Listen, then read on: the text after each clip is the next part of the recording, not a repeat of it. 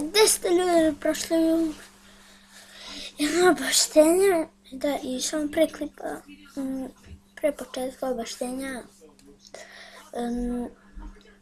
više od 32 stepena je napolju, pa morao sam skinuti. I htio sam da kažem što nema baš često klipova, kad mogu, nemam vremena, pa to je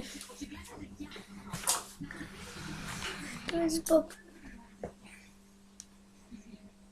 noge,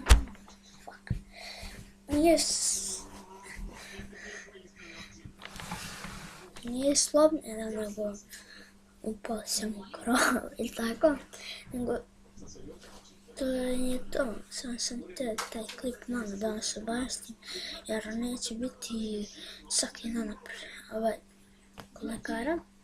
To je to. I vidimo se u sljedećem klipu. Vjerovatno gameplay. Možda neće biti, brat će pomiješ, pa tako da.